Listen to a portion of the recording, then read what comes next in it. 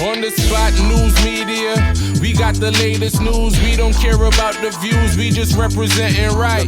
Put local news internationally every night. On the spot, wave that Jamaican flag from left to right. Let's get it right, y'all know the type. We ain't dealing with the hype, we make it take flight. Yeah man, my viewers and subscribers, what go on. A blessed and wonderful Sunday morning to each and every person out there tuning into On The Spot News Media. Now my peeps, I don't know how we do it over on this side each and every morning.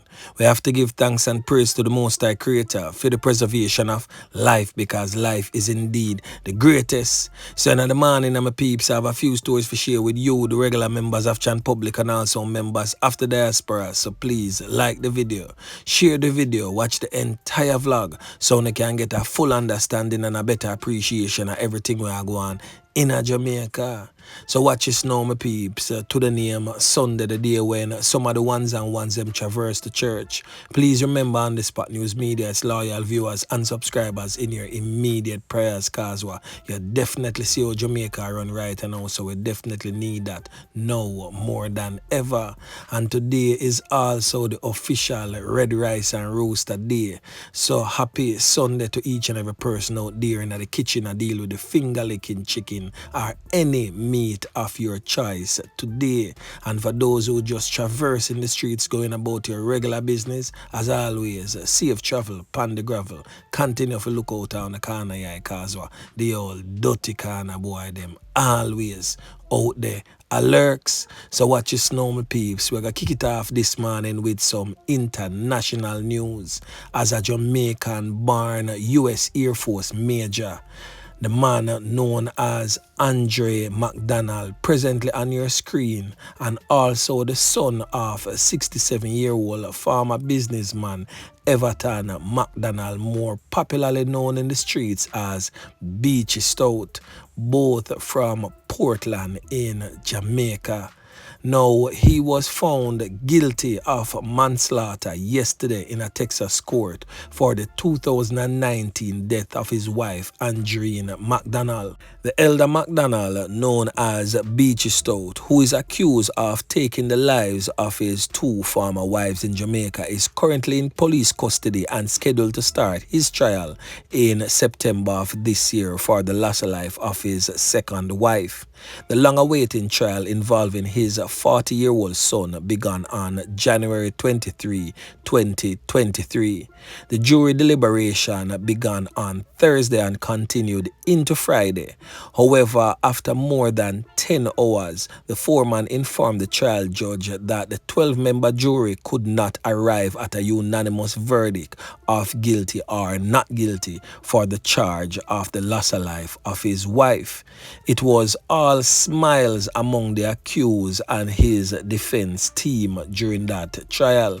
The jury was sent back and after 2 hours unanimously returned with a guilty verdict for manslaughter, which carries a maximum sentence of 20 years. A sentencing is expected to be handed down next week, the judge announced.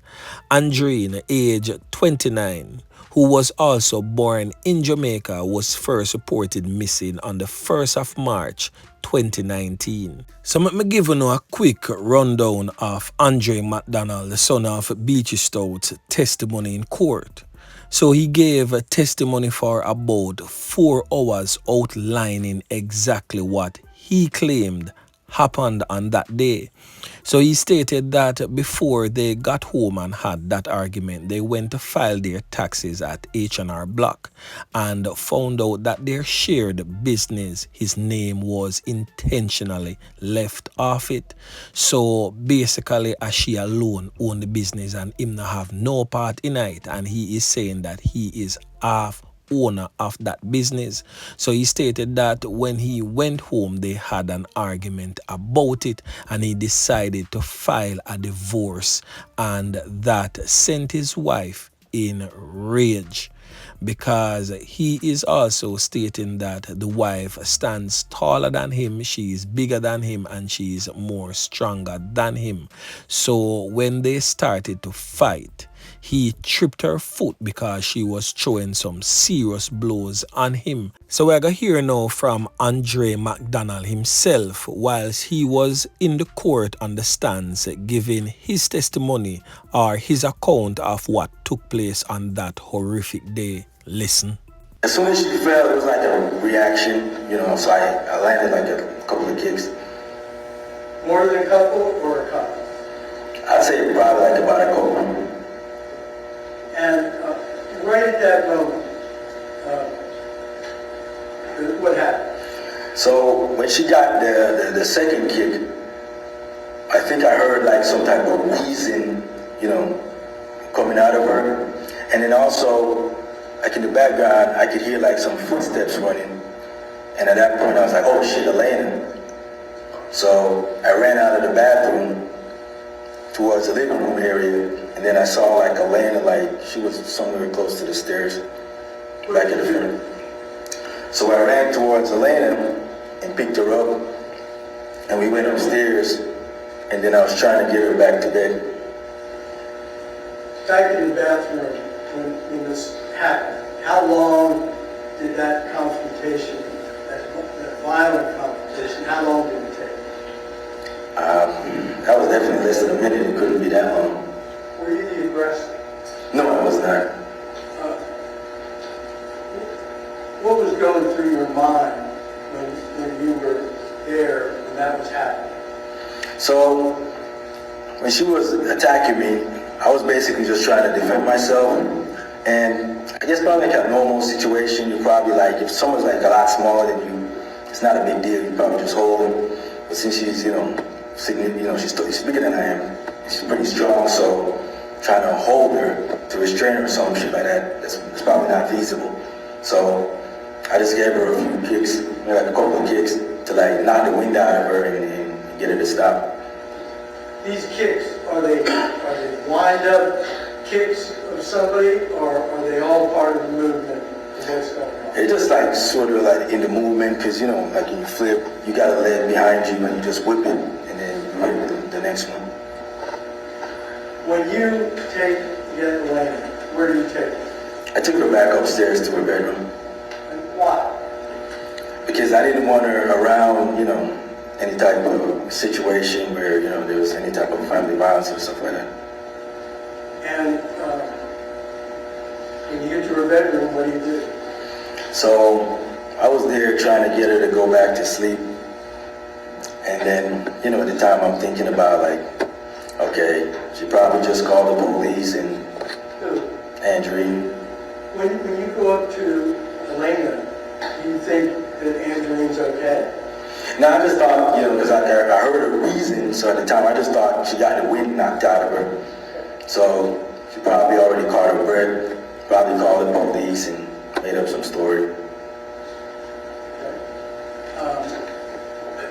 You know how long it takes you to get Elena back to sleep? I'm not sure the exact time, maybe 20, 30 minutes. After you do that, what do you do? So after Elena falls back to sleep, that's when I, go back downstairs and heading back to my room. And then when I, get inside the room, I notice Andreen is still lying in the floor right next to the door. So at that point, I sort of like, go over her and she's not moving. And then I bend over to like check, see. Check. Yes.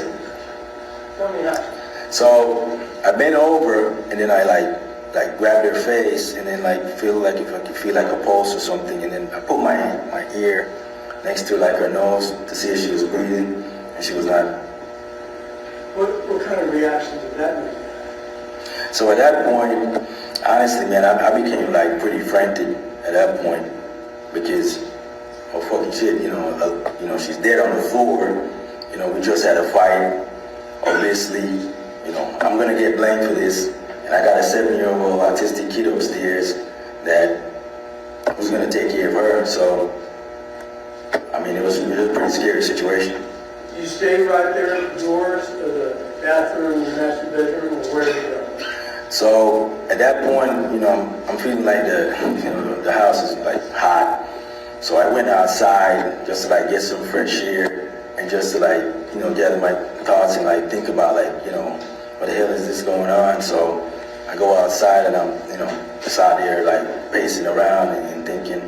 And I think I actually like went through the gate and then I came back in to the house. What did you do? So when I got back in the house, I'm thinking, God damn it, I think I need to get her out of the house before, Elena wakes up and sees her in the house. And then, I don't know, man, at that point, I got this idea to just like get her out of the house. So I think I made like a text message or something like, where are you type deal. And then I went into the garage and I got two trash bags. Describe yourself when you're doing it. So, I mean, it's a scary situation. I ain't never been in anything like that before. I'm pretty nervous, I'm frantic, what the hell is going on type deal. And I'm just at that point moving like, basically like on instincts or something.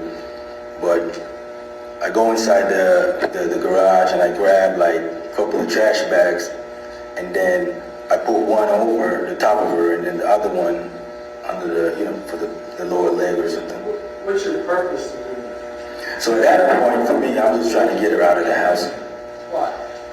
Because first, I didn't want Elena to see her, and then at that point, like I said, I'm thinking my life is over now. Obviously, I would get blamed for this, and then she's gone. I'm probably gonna go away, and then my daughter doesn't have any parents. You said that you were going to get blamed for this. Did you think you were guilty of it? No, I didn't think I was guilty, but knowing like the circumstance, there's obviously a dead person in your house, and you're the only adult there, and I know she's like, like issues before with the marriage where she's having an affair and stuff like that. So it just seemed like any run-of-the-mill police that, would be familiar with the situation. It just seemed like, obviously, we know why you do this kind of deal, so I was just trying to escape the whole situation. That was the voice of Andreen Mcdonald, son of Portland businessman Beachy Stout, who is also in police custody, charged for the loss of life of both his wives. Now, Andreen Mcdonald was in court giving testimony of what he said took place on that horrific day between him and his wife, Andreen Mcdonald. He also stated that he was defending himself when they had that brawl. The court found him not guilty on the charge of murder, but guilty on the charge of manslaughter, which carries a 20-year maximum sentence. He will be sentenced in the next few days by the presiding judge. So stay tuned to On The Spot News Media as we will continue to give you updates in subsequent newscasts. On The Spot News Media. Yeah, man.